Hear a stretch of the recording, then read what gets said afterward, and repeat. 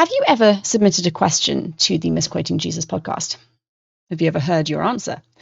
Today, Bart and I are going to be doing an entire episode covering listeners' questions on the topic of the Apostle Paul. So keep listening and we might get to yours. Welcome to Misquoting Jesus with Bart Ehrman, the only show where a 6-time New York Times best-selling author and world-renowned Bible scholar uncovers the many fascinating, little-known facts about the New Testament, the historical Jesus, and the rise of Christianity. I'm your host, Megan Lewis. Let's begin. Hey everyone, Megan Lewis here with some big news. If you haven't heard, Bart will be retiring this December from UNC. To celebrate his retirement, Bart will be giving his final public lecture at UNC Chapel Hill before retiring, and you're invited. It's going to be a special evening where Bart reflects on his decades of teaching, the greatest discoveries of his career, and the lessons that have shaped his life as a scholar. Many familiar faces from our podcast and courses will be there, along with members of our team, including myself, and best of all, it's totally free to attend. Just head to bartehrman.com/last lecture to register. And here's a fun bonus. During November, anyone who buys a course at bartehrman.com/courses will be entered into a drawing to join Bart and the team at an exclusive after party. Dessert, drinks, and a great conversation to celebrate his retirement. You'll get one entry for every course you purchase, and if you're an active member of the Biblical Studies Academy, you'll automatically get 5 entries. We will draw 10 winners at the end of November, so go register for the lecture at bartehrman.com/last lecture, grab a course or sign up for BSA at bartehrman.com. As always, be sure to use the code MJPodcast for an additional discount at checkout. Maybe you'll be raising a toast to Bart. Welcome back to Misquoting Jesus, where today we are answering listeners' questions about the Apostle Paul. We've also got a book recommendation from Bart, so make sure you stop by for that. Bart, before we get to Paul, how are you doing? I'm doing well. We're, getting into the semester about halfway now, and it's fun watching the students because the beginning of the semester, right after summer, they're full of vim and vigor, and even in an 8 o'clock class, they're raring to go, and now they're kind of dragging themselves and trying to get awake. So you have to really kind of, be a little bit more entertaining just to kind of keep things going at the stage of the semester. But it's all extra hard to get their eyes to open. Yeah, it's all good. Yeah, how you doing? Yeah, similarly dragging, actually.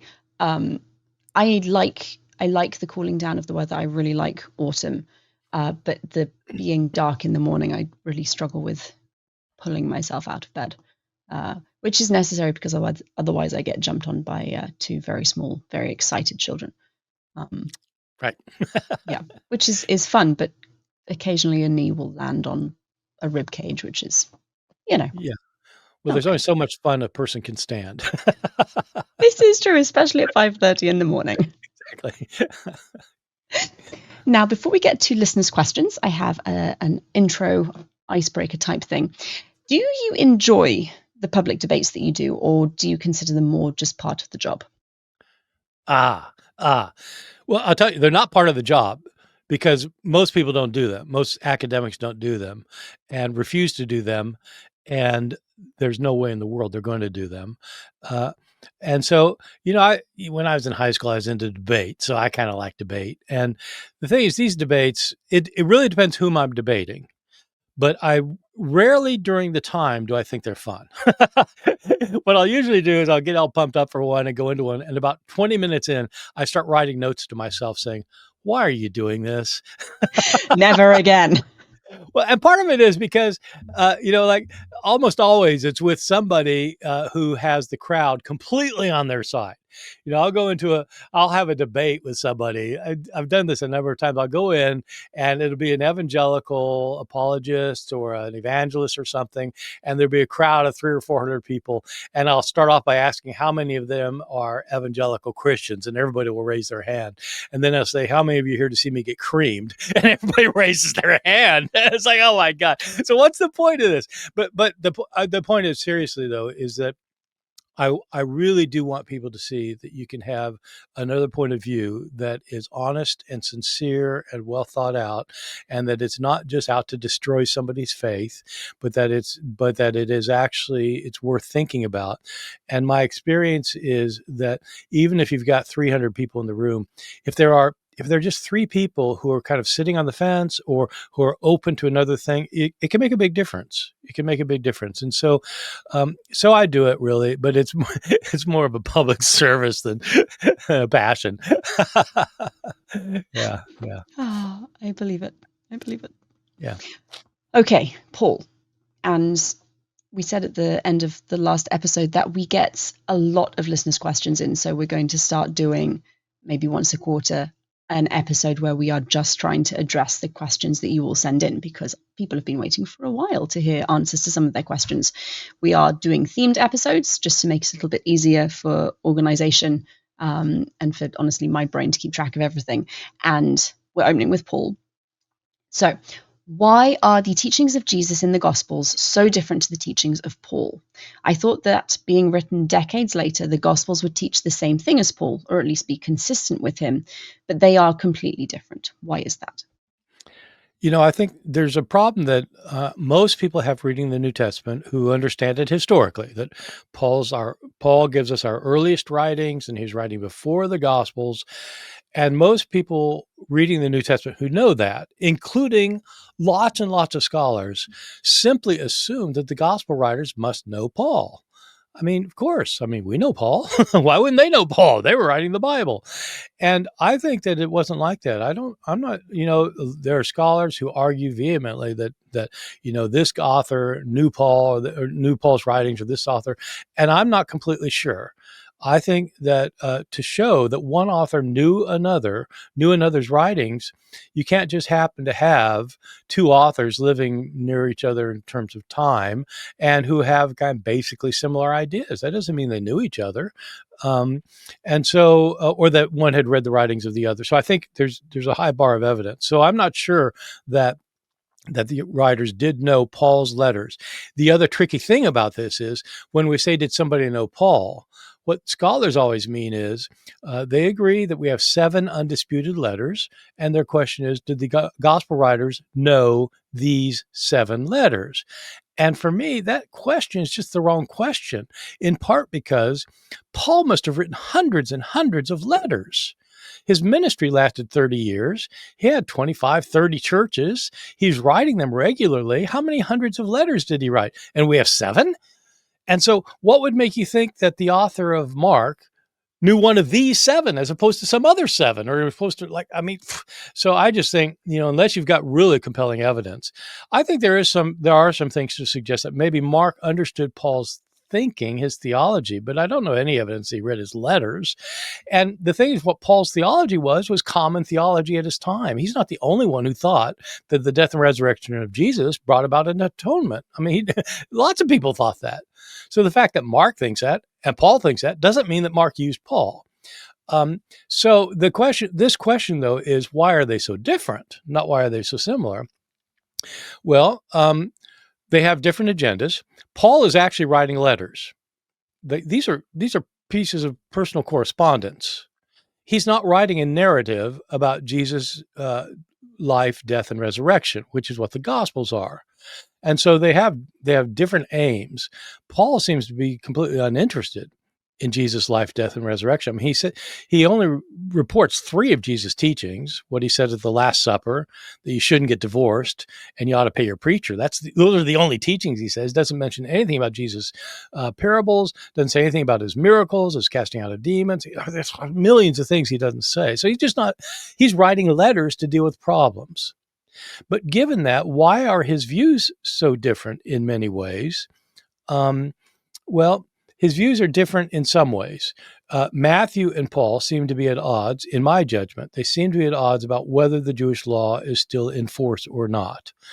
Paul certainly thought Jews should keep the Jewish law, but he didn't think Gentiles should. Matthew says that every followers of Jesus have to keep the law. So that seems to be different. Why would they be different? Well, because they have different views. I mean, why do modern Christians today have different views? We tend to think that if it's in the Bible, everybody has to have the same view, but they didn't have to pass qualifying exams to get into the Bible. They were just writing their books and they lived in different places at different times with different views. And so they were different. But I would say that Matthew is at odds with Paul. I think the most interesting case is the Gospel of Luke, because whoever wrote Luke also wrote the book of Acts, and Paul is the hero of Acts. But Luke does not show evidence of knowing Paul's theology. In fact, Paul is very strong that Jesus' death brought an atonement for sins, and Luke gets rid of all the atonement language from the Gospel of Mark, and in the book of Acts, when the apostles preach, they do not teach that Jesus' death brought an atonement for sins. And so that's a particularly interesting case, I would say.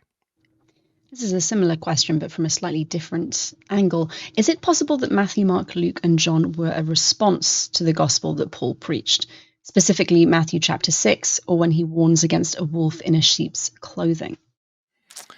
Well, I don't know. I mean, we don't know what Matthew had in mind about the wolf in sheep's clothing, except for that it was somebody who was teaching something contrary to him. I think you can make a case that I don't know that Matthew actually knew Paul's writings or that he knew about his life. He may well have done. I don't know. We don't know who Matthew was. We don't know who this author is. We don't know where he lived. He's almost certainly in some kind of major urban area where there was a large Jewish population and a large Christian population. And so someplace like Antioch is sometimes suggested, or it could be most any major city. And if it's a place like Antioch, he must have known about Paul. But the thing about Matthew is that some of the things that he says do seem to be directed against the idea that Paul advanced, that Gentiles don't have to keep the law. It's not completely clear that Matthew thinks that Gentiles have to keep the law.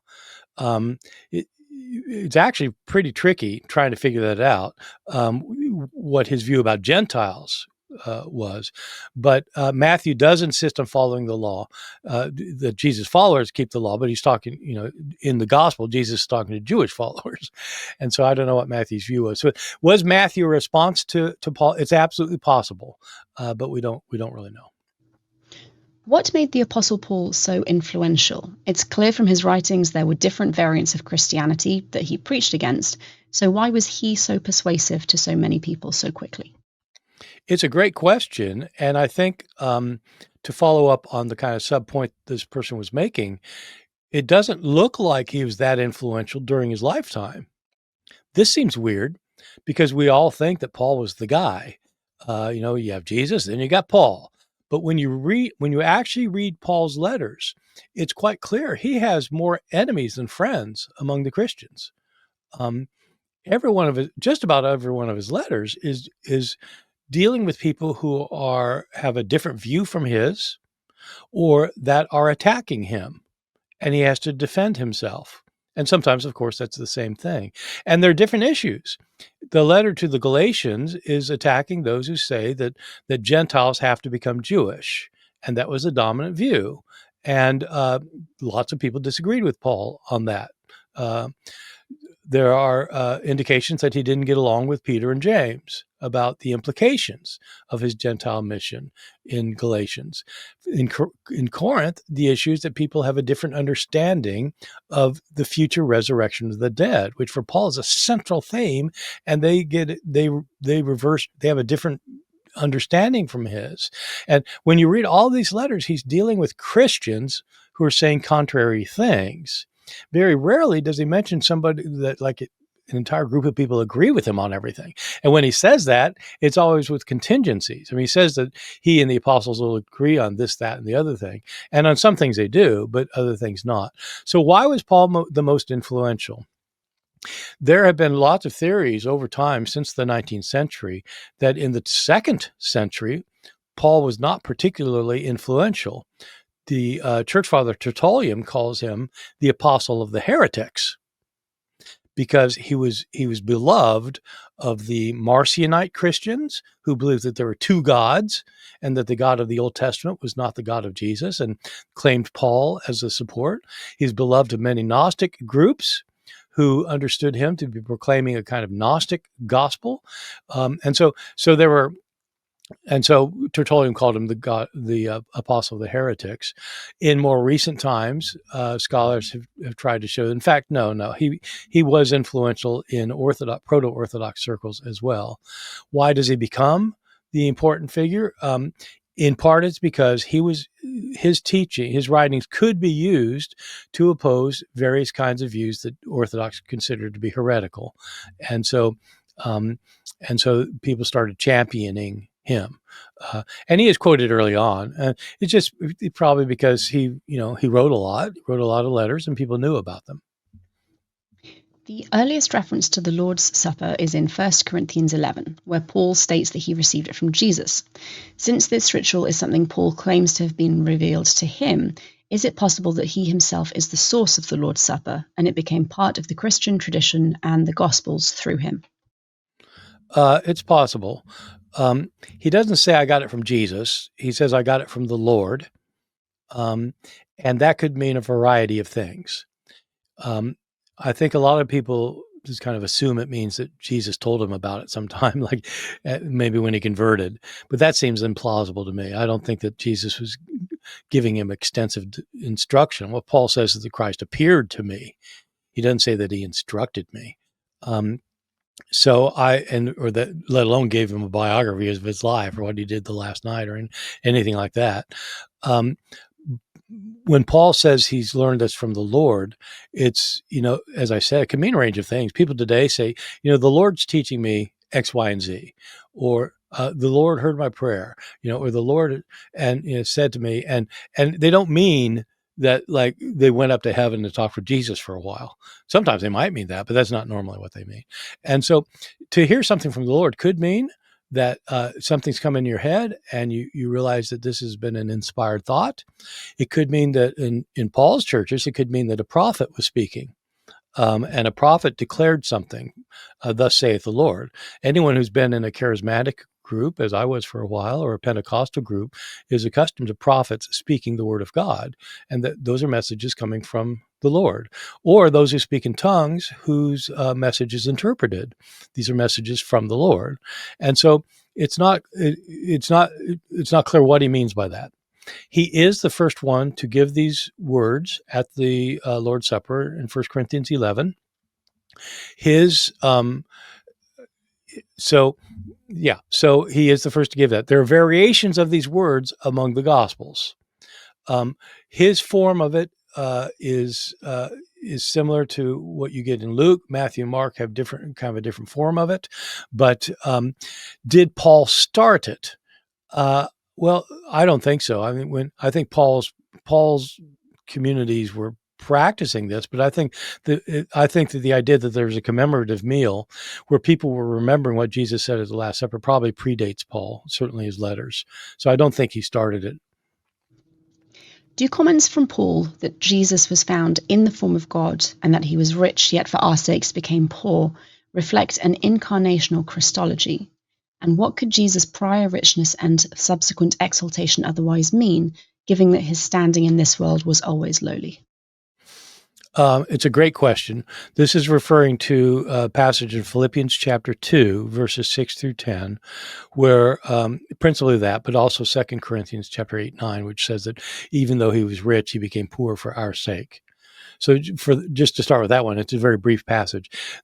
Paul is trying to instruct the Corinthians that they need to provide funds that he's raising for the saints in Jerusalem who are having real trouble because there's a drought, and he's trying to provide funds for them so they can support themselves.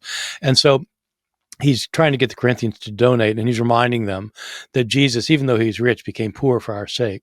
And he's not talking about like Jesus being a wealthy man in Nazareth, who gives up his penthouse so that he can, give to the poor. He's talking about it appears to mean that he had the wealth of heaven and he became human. And support for that is this passage in Philippians chapter 2. One of the most commented on passages of the entire New Testament by scholars, which starts off by saying that Christ, even though he was in the form of God, did not regard equality with God something to be grasped after, but he emptied himself and became a human and became a slave. And then he died on the cross for others, and therefore God highly exalted him and bestowed upon him the name that's above every name. I mean, he acquired the name of God at that point, at the exaltation. And so I think this is an incarnation Christology. It's an incarnation Christology is an understanding of Christ, a Christology that has Christ begin in the heavenly realm and become a human. And so it's high because it starts up there, as opposed to the idea that Christ started out as a human and became a divine being. This is a high Christology. The question asks, how else could it be understood? Well, it is understood in different ways. And I got a question on my blog yesterday about just this thing. On my blog, somebody asked, what about these scholars who say that this is not about an incarnation, that it's actually portraying Christ like Adam, that Adam, who was made in the image of God, tried for equality with God by eating the fruit, and Christ did just the opposite. He was in the form of God, and he didn't grasp after equality with God. And so Christ was exalted, and Adam sinned. And so the idea there would be that in this Philippians things, Paul's not talking about incarnation. He's talking about Christ as the second Adam. So it could be interpreted that way. It has been interpreted that way by scholars. I don't think so, though. I think it's clear that he's talking about Christ in a pre-incarnate form as having somehow being like God. In the Bible, there are supernatural beings with God up in heaven. And this is saying Christ was one of those before he became a human. Thank you very much. We're going to take a brief break We're going to take a brief break to have some announcements, and we'll be right back with more questions about Paul. So the reason I asked you at the beginning of the episode about whether or not you enjoyed public debates is because you do actually have one coming up with Dr. Mike Licona. There's going to be a live in-person debate between you and Mike, who's a Christian apologist, and that is happening on Thursday, the 20th of November. And the debate topic is who wrote the Gospels? Bart, what can you tell us about this? Well, I've debated Mike a number of times, not on this topic. And among the people I debate, I like Mike. I don't like everyone. Mike and I are friends. And so, but we disagree on a lot of issues when it comes to the New Testament. And so, well, they're called Matthew, Mark, Luke, and John. Were they written by Matthew, Mark, Luke, and John? Or how would we know? And I can assure you, Mike's going to probably be arguing, yes, they are. And I'm going to say, yeah, what makes you think so? Because I don't think so. And here's why I don't think so. One thing is these guys did not write Greek. And so it's that kind of thing. So we will both be presenting our cases about what we think. And the idea is so people can see both sides and then make a decision. The problem is, that I pointed out, is that he'll have his fans there, and people follow my stuff will be there, and they're already going to think things. But I hope people approach it with an open mind, even though Mike and I probably will not be. Like, the reality is, I don't know about Mike. I've thought about this issue since I was 17. And so I have reasons for what I think, and I'm sure Mike has his reasons. This is going to be an in-person event. It's taking place in Boston. You can also attend virtually if you can't make it up to Boston. So for details and tickets, you can visit bartehrman.com/Boston. And we also have a very quick reminder. Bart is going to be recording his Earliest Christian Heresies course this weekend. That's Saturday and Sunday, the 8th and 9th of November. So this is your last chance to attend live and participate in the Q&A. You can go to bartehrman.com/heresy. That's HERESY to sign up. And we are back for more questions about Paul. How did Paul the Apostle convince the already existing apostles, particularly Peter, to accept the authority of his own apostleship? to the extent where Paul rebukes Peter publicly. What is your angle, assuming that Paul received no detailed revelation and no apostle witnessed a resurrected Christ? Wait, give me that last part. What's my what? What is your angle, your explanation, if we assume that Paul didn't receive any revelation and that no one witnessed a resurrected Christ? Well, I think Paul thought he did see the resurrected Christ. I mean, I'm pretty sure about that. I think that Paul believed that he saw Jesus. He doesn't tell us anything about that encounter, other than he saw Jesus, and he says God revealed His Son to me. But so it could mean anything. I mean, it could mean a wide range. It could mean anything. It could mean a wide range of things. It could mean that he had a hallucination. It could mean that he saw somebody in the distance that he assumed was Jesus. It may be a mistaken identity. He may have been dreaming. It may have been Jesus appeared to him. If you're a Christian, you say, well, yeah, Jesus appeared to him. So it could be any range of things. How did he convince the other apostles? I don't know. But my sense is that he insisted he saw him and they believed him, and that the way he described his experience was comparable to what they themselves were claiming about themselves, and they believed him. And so how did he convince? I don't know. We don't know. The bigger problem for Paul was convincing them that his message about that Gentiles don't have to be Jews to be followers of Jesus. The big struggle was getting them to accept that. He says that he did succeed in that, but then later Peter drew implications about that Paul didn't draw, about whether it was okay then for Jews and Gentiles to be sharing meals together. Peter thought probably not. Paul thought absolutely yes. And so they did have conflicts over that one. At what point historically do the letters of Paul begin to triumph over the supposed words of Jesus? And are there any early writings known that ask the obvious question, essentially, Paul, who are you that didn't walk with Jesus to be telling us what to believe? My sense is Christians would, throughout history, would never say that Paul triumphed over Jesus. But it is the case, I think, that Paul taught that Jesus' death and resurrection are what brought salvation, whereas Jesus taught that the kingdom of God is coming soon and people need to repent of their sins so that God will forgive them. Those are different messages, even today, people don't realize those are different messages.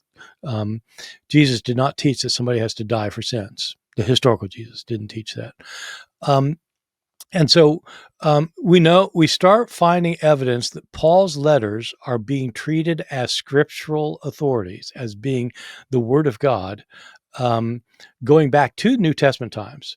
2 Peter chapter 3, verse 16, an author who claims to be Peter, almost certainly was not Peter, but this person claiming to be Peter, says that his opponents have twisted the meanings of Paul's letters as they do with the rest of the scriptures.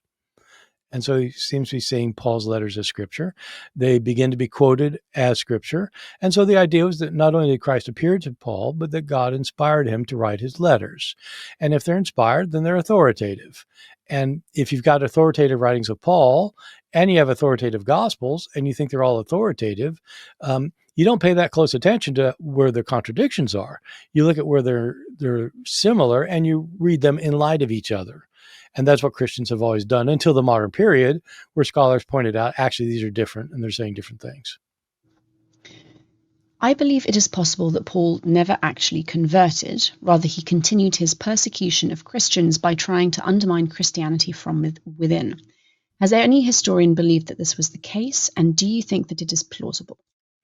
I don't know of anybody historian said that. I wouldn't be surprised if somebody said it, because most things somebody said at some point or another. I don't think it's plausible. No, I don't. I think that there's no evidence of it. Every piece of evidence we have points in the other direction. So if we had only one piece of evidence, it'd be one thing, but like everything points the other way. And so I including Paul's writings, of course, but including, the book of Acts or references to Paul. I mean, so I think it's pretty clearly no. I am reading Stanley Porter's book, When Paul Met Jesus, in which he argues that it is more probable than not that Paul had a face-to-face encounter with Jesus during Jesus' earthly life. What do you think is the likelihood that Paul met, heard of, or had an encounter with Jesus during his lifetime? I haven't read Stanley's book. He's a smart guy. He knows a lot. He's an evangelical scholar. I don't know of any evidence that that's the case. Jesus was ministering in Galilee for his entire ministry until the last week. He spoke Aramaic. He was in the countryside. He was in small villages and hamlets. He wasn't in big cities. He didn't speak Greek. Paul shows no evidence of knowing Aramaic. Paul shows no evidence of having traveled in Israel. And so Paul says nothing about this. The Gospels say nothing about it. The book of Acts says nothing about it. And so I think that it's an interesting hypothesis, but I don't think I can't imagine what actual evidence there would be for it. Is it possible that Paul converted to Christianity and then had a vision of Jesus afterwards? Yeah, it's possible. I mean, I don't know what would make you think so. When people come up with hypothetical things, again, I think it's really important to come up with hypotheses to explain history, because if you don't have a hypothesis, you can't pursue it to find out, oh, actually, that's true. But once you have the hypothesis, it's not a question of just saying, could this have been? I mean, you can't ask. Of course, you should ask that if it's a hypothesis. But in order to believe it's right, you have to find evidence. And I don't know of any evidence of that. And so if somebody has evidence, they have to mount the case and then see whether it holds up or not. Thank you. And our final question for today. Is it likely that Paul was a mythical figure who did not exist? No.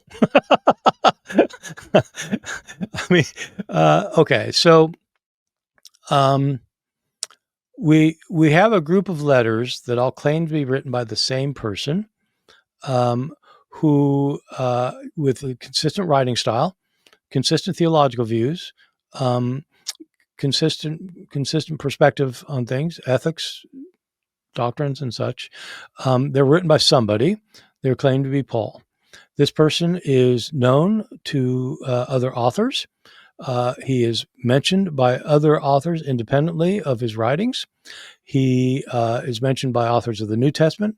His death is known about by a Roman, somebody living in Rome around the year 95, who speaks about him dying, being martyred. We have extensive references to him and writings apparently by him. And so if somebody thinks he didn't exist, well, what's the evidence he didn't exist? And I can't think of any evidence. I know people say this. Sometimes mythicists say this because when somebody points out that one really good evidence that Jesus existed is that Paul knew his brother and his closest disciple, Peter. And so, like, if Paul knew these people and spent time with them, then, if Jesus didn't exist, you'd think they would know, right? And people say, yeah, well, the deal is that, Paul actually didn't write that letter, or Paul never said that, or Paul didn't exist himself. Well, okay, maybe Abraham Lincoln didn't exist. I mean, I don't know. I mean, how would you make the argument, though? Of course, we got pictures and things, but how would you make the argument? And so I don't know. I don't think there's really, I think that's a dead end, frankly. And, I think one of the problems with a lot of these kind of hypotheses is that I think, again, we should propound them and try and find evidence for them. But I think one difficulty is that often they're propounded by people who have like a reason to want to disprove Christianity.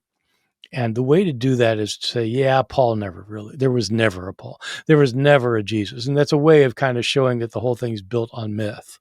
And for me, it's not the best approach, because you're not going to convince anybody like that who doesn't want to be convinced already. So if your goal really is to show the problems of Christianity, I think it's better to deal with the actual data and the actual information, and to show why the actual information we have is problematic, rather than coming up with a hypothesis that most people aren't going to buy.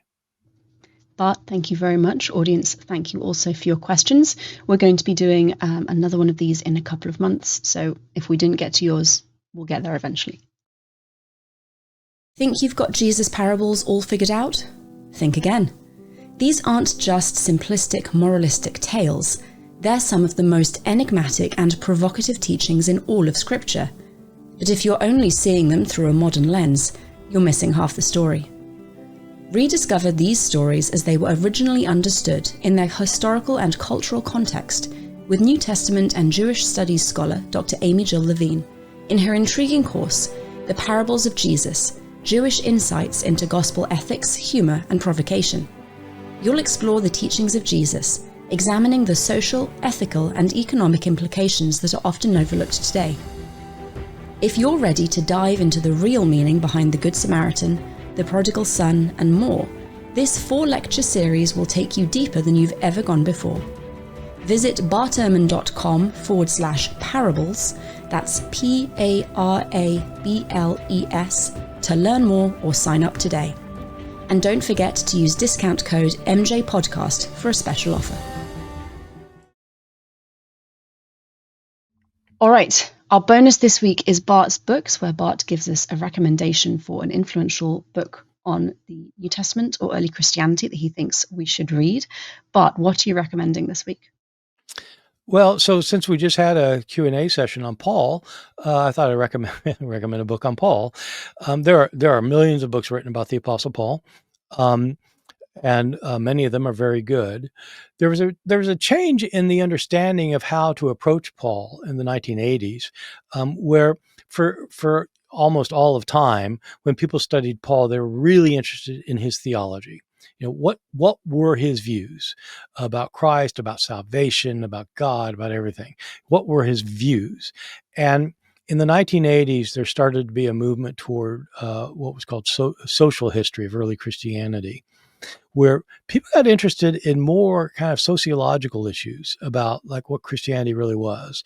And there's a very important book written by Wayne Meeks, Meeks, that was called The First Urban Christians. And it was a book that kind of helped drive the social history question. And the book does deal somewhat with what Paul's faith beliefs were, but he's interested in other things. What did it mean to be a Christian community in an urban setting? How did the communities come together? Actually on the ground, how did Christianity work? How did they practice their rituals? What do the rituals mean as kind of social symbols of something? And what kind of people were in these churches? What were their economic levels? What were their education levels? What were they? How many people were slaves?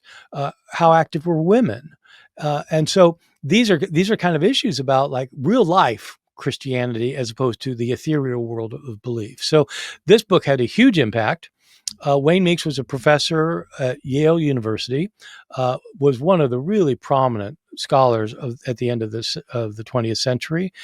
Brilliant man who this book is very interesting. And so that's a book I would highly recommend. Wayne Meeks, The First Urban Christians.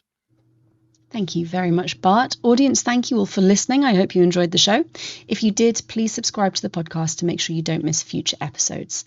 And as a reminder, all the details for Bart's upcoming debate with Mike Licona can be found at bartehrman.com/Boston. Remember that you can use the code MJPodcast for a discount on all of Bart's courses over at www.bartehrman.com. And Misquoting Jesus will be back next week. Bart, what are we talking about next time? Yeah, well, so next time, a few times we've talked about Gnosticism on the podcast, and we're going to have a more targeted issue, which is one of the really interesting ones, which is what did Gnostics generally think about Jesus? Who was he? And was he God? Was he human? Was he both? Was he two things? Was he what? What was he? And Gnostics had an unusual view that most people will not have heard of, and so we'll get to that. Drop by and join us to find out more. Thank you all, and goodbye.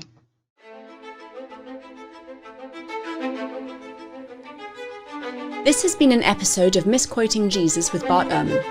We'll be back with a new episode next Tuesday, so please be sure to subscribe to our show for free on your favourite podcast listening app or on Bart Ehrman's YouTube channel so you don't miss out.